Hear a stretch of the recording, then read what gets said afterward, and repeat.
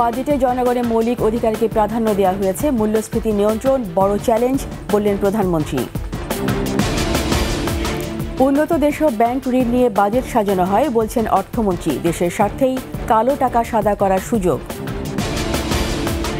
ভোরে শ্রীলঙ্কার বিপক্ষে ম্যাচ দিয়ে শুরু বাংলাদেশের বিশ্বকাপ মিশন, নতুন দিনে গল্প লেখার প্রত্যাশা।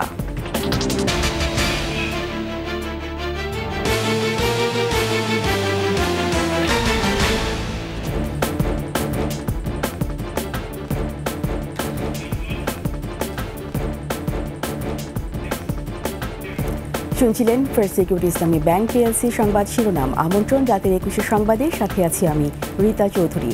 দর্শক, 21 টেলিভিশনের সংবাদ একই সাথে সরাসরি দেখতে পাবেন আমাদের ফেসবুক পেজ www.facebook.com/2124 অনলাইনে। এছাড়া সংবাদ আরও থাকছে। দক্ষিণ সিটির 11 খালে পানির স্বাভাবিক প্রবাহ রাখতে মহাপরিকল্পনা, একবার উচ্ছেদের পর আবারও দখল না হওয়ার নজর।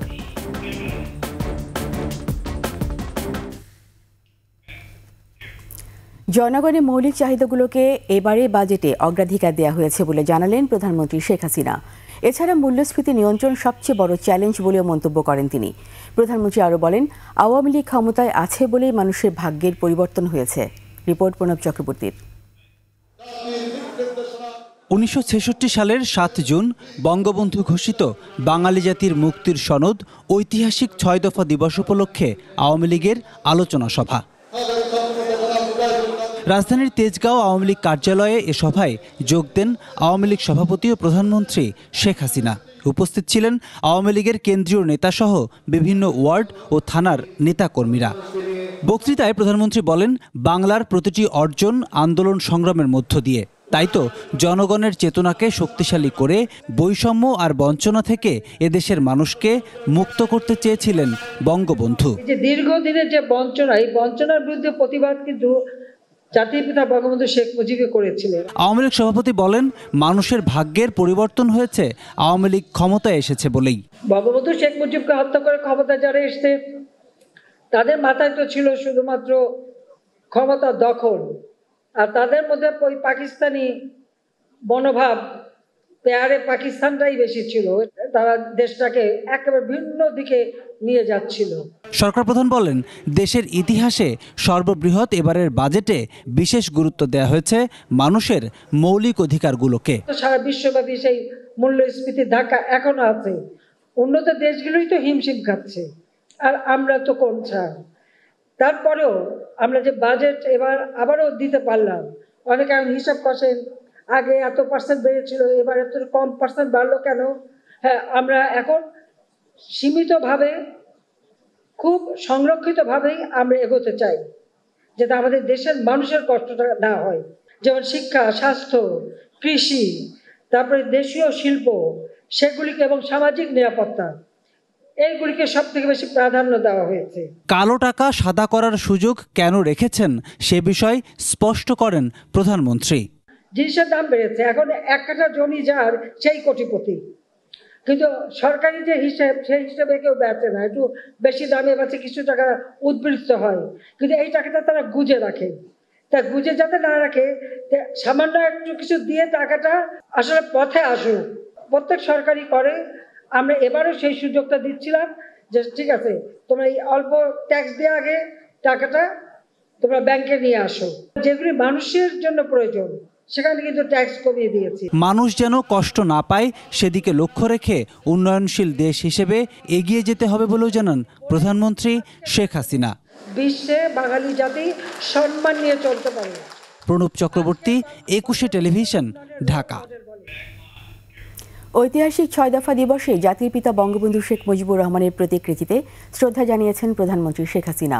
সকালে ধানমন্ডি 32 নম্বর বঙ্গবন্ধু স্মৃতি জাদুঘরের সামনে বঙ্গবন্ধুর প্রতিকৃতিতে পুষ্পস্তবক অর্পণ করেন তিনি। প্রথমে প্রধানমন্ত্রী হিসেবে বঙ্গবন্ধুর প্রতিকৃতিতে শ্রদ্ধা নিবেদন করেন শেখ হাসিনা। এ সময় কিছুক্ষণ নীরবে দাঁড়িয়ে থাকেন তিনি। পরে আওয়ামী লীগ সভাপতি হিসাবে দলের শীর্ষ নেতাদের নিয়ে দ্বিতীয়বার শ্রদ্ধা জানান।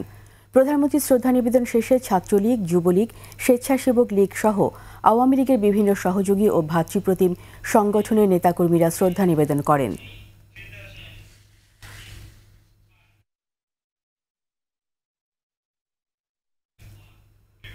বাজেটে নেওয়া নানা পদক্ষেপের কারণে মূল্যস্ফীতি নিয়ন্ত্রণে আসবে বলে আশা করেন অর্থমন্ত্রী আবুল হাসান মাহমুদ আলী। উন্নত দেশীয় ব্যাংক থেকে ঋণ নিয়ে বাজেট সাজানো হয় বলে জানান মন্ত্রী। আর অর্থনীতিকে শক্তিশালী করতে কালো টাকা সাদা করার সুযোগ দেওয়া হয়েছে বলে মনে করেন এনবিআর চেয়ারম্যান। তৌহিদুর রহমানের রিপোর্ট। রাজধানীর ওসমানী মিলনায়তনে বাজেটোত্তর সংবাদ সম্মেলনে সরকারের মন্ত্রী সহ ঊর্ধ্বতন কর্মকর্তারা অংশ নেন। অফশোর ব্যাংকিং আইনের মাধ্যমে অফশোর ব্যাংকে বিদেশ থেকে ফরেন কারেন্সি রাখা যাবে, ডিপোজিটেও রাখা যাবে এবং খুব অ্যাট্রাকটিভ ডিপোজিট রেটের কথা সেখানে দেওয়া আছে। সংবাদ সম্মেলনে বারবার প্রশ্ন আসে মূল্যস্ফীতি নিয়ে। অর্থমন্ত্রী আশ্বাস দেন মূল্যস্ফীতি কমাতে বাজেটের আকার কমানো হয়েছে। এছাড়া যেসব ব্যবস্থা নেওয়া হয়েছে তাতে ৬.৫% মধ্যে মূল্যস্ফীতি রাখা সম্ভব বলে মনে করেন তিনি। মূল্যস্ফীতি থেকে সাধারণ মানুষকে সুরক্ষা দিতে ওএমএস এবং ফ্যামিলি কার্ড সহ যে সকল কার্যক্রম চলছে তার চলমান থাকবে এবং প্রয়োজনে এগুলোর পরিসর আরও বাড়াবার বিষয়টি বিবেচনায় নেওয়া হবে। আমরা যে সকল পদক্ষেপ নিয়েছি তার ফলে আগামীতে মূল্যস্ফীতি কমে আসবে, এটা আমি দৃঢ়ভাবে আপনাদের জানাতে চাই। ইনফ্লেশনের ব্যাপারে আপনি যে কথাটা রেফার করলেন, ইনফ্লেশনের ব্যাপারে আমি বলেছিলাম যে ইনফ্লেশনে কিছু মনিটারি এবং ফিসক্যাল পলিসি মেজার নেওয়া হয়। বাজেটে সংসদ সদস্যদের গাড়ি আমদানিতে কর বসানো সাহসী সিদ্ধান্ত বলে সংবাদ সম্মেলনে জানান প্রধানমন্ত্রীর অর্থ উপদেষ্টা। কথা বলেন খেলাপি ঋণ নিয়েও। আওয়ামী লীগ সরকারের প্রতিশ্রুতি সে হলো এনপিএলকে কমিয়ে আনা এবং তার সাথে সাথে এনপিএল হলে নন পারফর্মিং লোন হলে যে ব্যাংকের যে সকল ক্যাপিটাল রিস্ক ওয়েটেড ক্যাপিটাল রাখতে হয় সেগুলোকে সুনিশ্চিত করা। এটা আওয়ামী লীগ নির্বাচনী ইশতেহারে আছে, যেটা বাস্তবায়ন করা হবে। কালো টাকা মূল অর্থনীতিতে ভূমিকা রাখে না মন্তব্য করে ব্যবসায়ীদের অনুরোধে সাদা করার সুযোগ দেওয়া হয়েছে বলে জানান এনবিআর চেয়ারম্যান। কালো টাকা সাদা অথবা অপ্রদর্শিত অর্থ প্রদর্শন করা, এই বিষয়টা আমরা এইভাবে দেখি যে অপ্রদর্শিত অর্থ প্রদর্শন করা, এবং এটা মূলত আমাদের বিভিন্ন অ্যাঙ্গেল থেকে একটু আমাদের কাছে তথ্য ছিল যে বেশি বেকায়দায় আছেন বৈধ বিজনেসম্যানরা, তাদের কিছু অ্যাসেটকে দেখাতে পাচ্ছেন না অডিট জনিত কারণে, সেই জন্য আমরা এটা প্রস্তাবটা করেছি।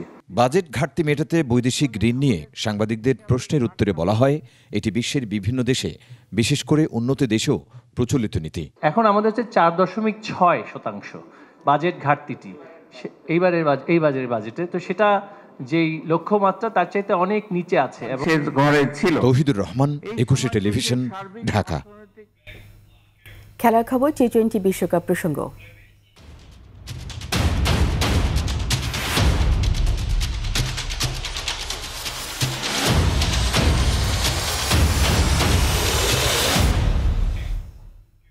শ্রীলঙ্কার বিপক্ষে ম্যাচ দিয়ে শুরু হচ্ছে বাংলাদেশের বিশ্বকাপ মিশন। প্রথম ম্যাচ থেকেই হতশ্রী ব্যাটিংয়ের স্মৃতি ভুলে নতুন দিনের গল্প লিখতে চায় টাইগাররা। প্রতিপক্ষ নিয়ে ভাবতেই রাজি নন ক্যাপ্টেন শান্ত।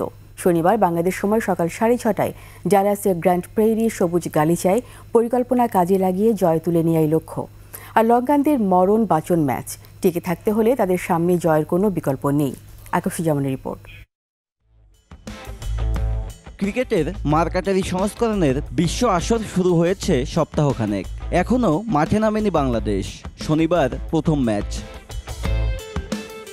মাঠে নামার আগে বাংলাদেশের দুশ্চিন্তার কারণ হয়ে দাঁড়িয়েছে টপ অর্ডার। জিম্বাবুয়ে সিরিজ থেকেই ছন্দে নেই লিটন শান্ত। তানজিদ তামিমের ব্যাটে মাঝে মধ্যে রান আসলেও ধারাবাহিক নয়। সাকিব আল হাসানও নেই সেরা ছন্দে। তবে বিশ্বকাপের মূল মঞ্চে ক্রিকেটাররা ঘুরে দাঁড়াবে বলেই বিশ্বাস অধিনায়ক নাজমুল হোসেন শান্তর। ভাবে আমরা ওই ম্যাচটা ইমপ্লিমেন্ট করতেছি আমাদের প্ল্যানটা, এবং আমাদের কি স্ট্রেংথ আছে ওই অনুযায়ী আমরা ম্যাচটা খেলছি কিনা। সো আমাদের স্ট্রেংথ অনুযায়ী যদি আমরা ম্যাচটা খেলতে পারি, ডেফিনেটলি খুব ভালো একটা ম্যাচ আমরা উপহার দিতে পারবো। লঙ্কান বধে পরিকল্পনা সাজিয়েই মাঠে নামবে টাইগাররা। পরিকল্পনাটা মাঠেই কাজে লাগাতে চান অধিনায়ক। অনেক সামনের দিকে না তাকায় ওই প্রেজেন্ট মোমেন্টে থাকাটা খুব ইম্পর্টেন্ট। সো সবাই খুব ভালো মতো প্রিপারেশন নিয়েছে। আই হোপ যে সবাই প্ল্যানটা ভালোভাবে এক্সিকিউট করবে। দর্শকদের ভালো ম্যাচ উপহার দেওয়ার আশ্বাস দিলেন টাইগার অধিনায়ক।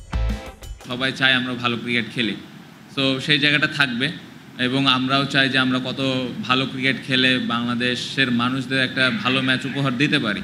এদিকে স্বাচ্ছন্দ্যে নেই Sri Lanka.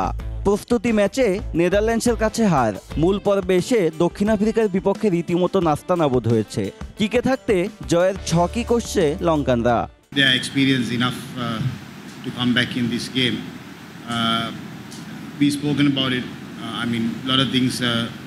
How we gonna play up if the A game is not happening? So how we transfer our mental approach for the B game. So we have spoken about it. I think boys are pretty much up for it.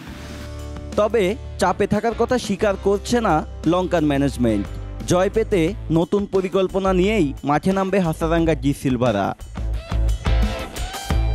আকাশুজ্জামান, একুশে television. প্রধানমন্ত্রী শেখ হাসিনা বলেছেন, অনেক আন্তর্জাতিক ষড়যন্ত্র ছিল যেন নির্বাচন না হয়, তবে জনগণ ভোট দিয়েছে বলে শত বাধা উপেক্ষা করে ক্ষমতায় এসেছে আওয়ামী লীগ। আওয়ামী লীগের সভাপতি প্রধানমন্ত্রী শেখ হাসিনার সভাপতিত্বে গণভবনে বসে দলের উপদেষ্টা পরিষদের সভা। সব বাধা উতরে সুষ্ঠু নির্বাচন সম্পন্ন করতে সহায়তা করায় উপদেষ্টা পরিষদের সদস্যদের ধন্যবাদ জানান প্রধানমন্ত্রী। বলেন, বিএনপির নেতৃত্ব নেই বলে তারা নির্বাচনে আসেনি, তবে আন্তর্জাতিক ষড়যন্ত্র ছিল নির্বাচন বন্ধ করতে।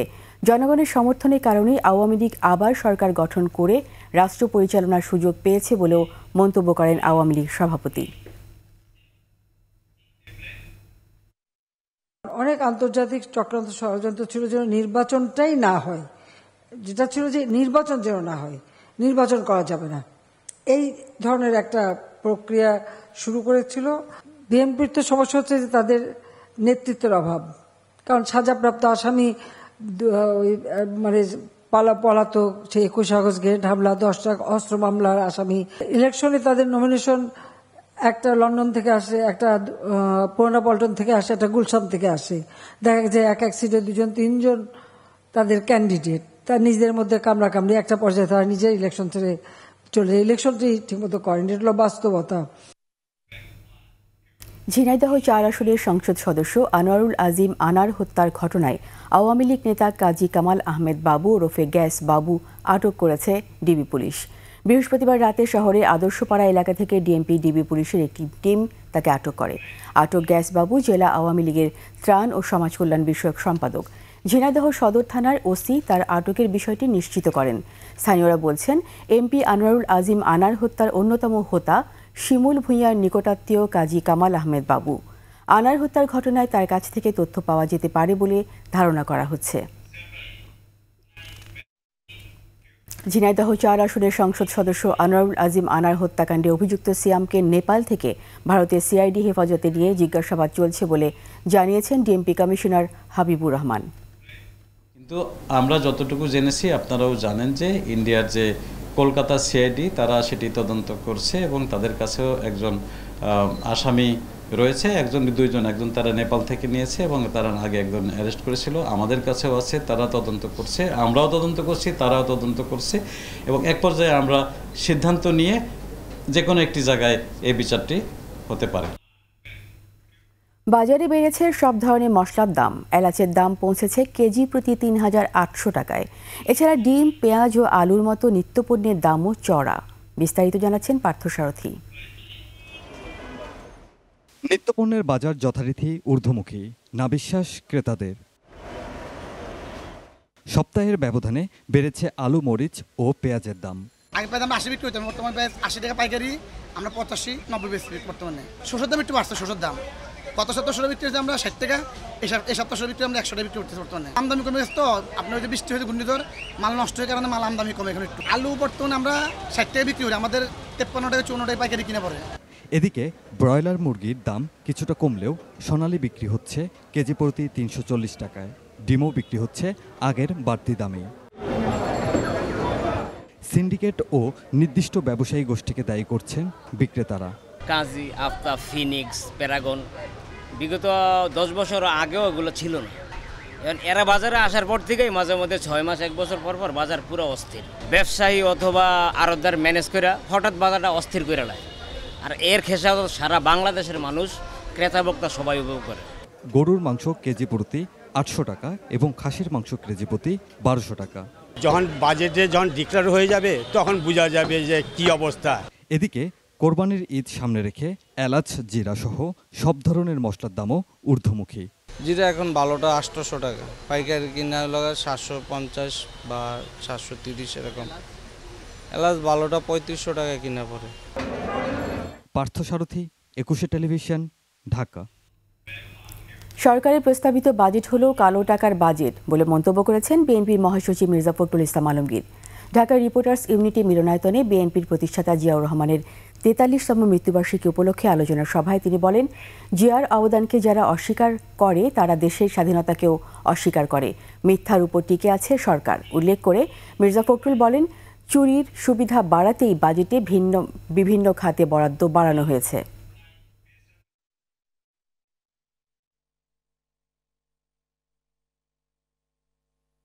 এই বাজেট তো হচ্ছে আপনার কালো টাকার বাজেট। কালো টাকা কী করে সাদা করা যাবে তার বাজেট, কী করে দুর্নীতি আরও বেশি করে করা যাবে তার বাজেট।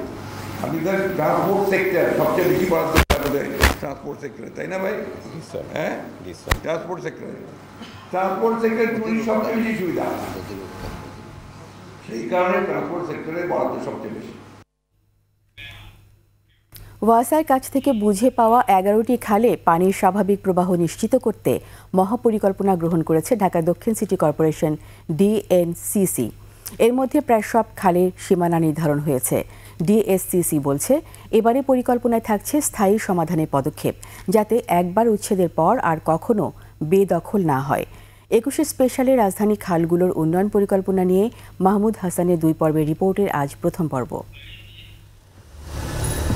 সামান্য বৃষ্টি হলেই জলাবদ্ধতা তৈরি হয় রাজধানীতে। জলজটের কারণে বাড়ে যানজটও। সাধারণ মানুষের দুর্ভোগ পৌঁছায় চরমে। ইতিমধ্যে জলাবদ্ধতার কারণ চিহ্নিত করেছে সিটি কর্পোরেশন। খাল দখল, ভরাট ও সংস্কারের অভাবই দায়ী।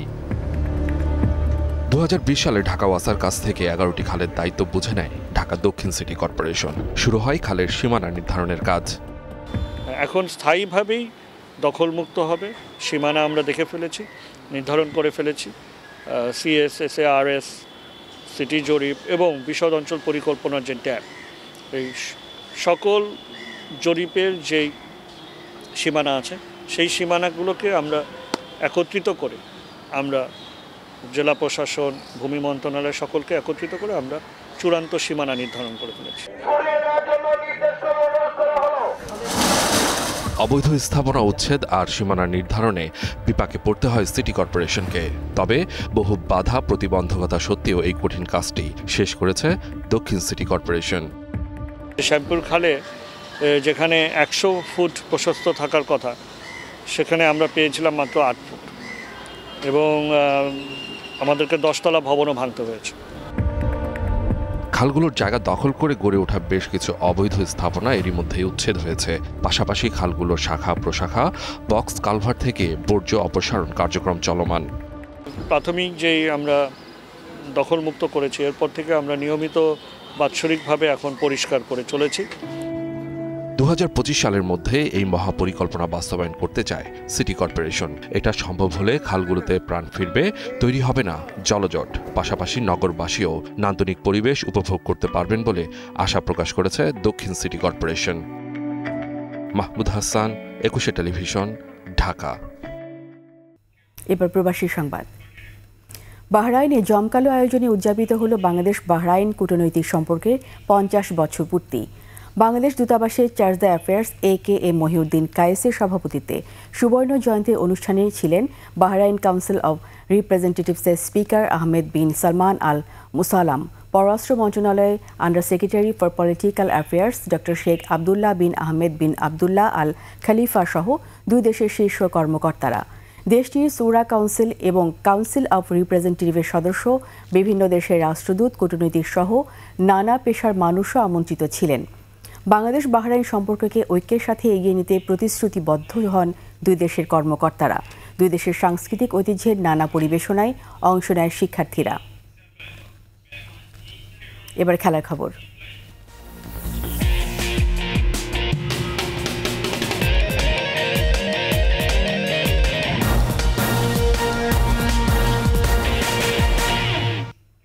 পঁয়ত্রিশতম জাতীয় নারী হ্যান্ডবল প্রতিযোগিতায় চ্যাম্পিয়ন হয়েছে বাংলাদেশ আনসার ও VDP। এম মনসুর আলী জাতীয় হ্যান্ডবল স্টেডিয়ামে ফাইনালে বাংলাদেশ পুলিশ হ্যান্ডবল ক্লাবকে 33-24 ব্যবধানে হারিয়েছে দলটি। চ্যাম্পিয়ন দলের সেরা খেলোয়াড় হয়েছেন আলপনা আক্তার। বিজয়ী ও রানার্স আপ দলের হাতে পুরস্কার তুলে দেন এক্সিম ব্যাংক পিএলসি এর ম্যানেজিং ডিরেক্টর ও সিইও মোহাম্মদ ফিরোজ হোসেন। সমাপনী অনুষ্ঠানে ছিলেন ফেডারেশনের সভাপতি AKM নুরুল ফজল বুলবুল ও সাধারণ সম্পাদক আসাদুজ্জামান কোহিনুর সহ আরও অনেকে।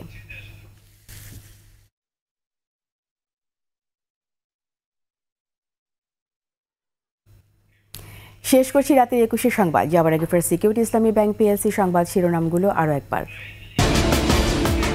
বাজেটে জনগণের মৌলিক অধিকারকে প্রাধান্য দেওয়া হয়েছে, মূল্যস্ফীতি নিয়ন্ত্রণ বড় চ্যালেঞ্জ বললেন প্রধানমন্ত্রী। উন্নত দেশেও ব্যাংক ঋণ নিয়ে বাজেট সাজানো হয় বলছেন অর্থমন্ত্রী, দেশের স্বার্থেই কালো টাকা সাদা করার সুযোগ। ভোরে শ্রীলঙ্কার বিপক্ষে ম্যাচ দিয়ে শুরু বাংলাদেশের বিশ্বকাপ মিশন, নতুন দিনে গল্প লেখার প্রত্যাশা।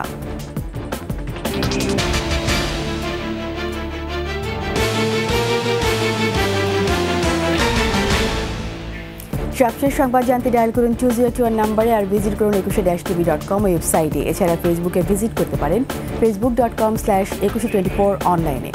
এতক্ষণ সঙ্গে থাকার জন্য সবাইকে ধন্যবাদ। পরবর্তী সংবাদ দেখার আমন্ত্রণ রইল। 21-এর সাথেই থাকুন।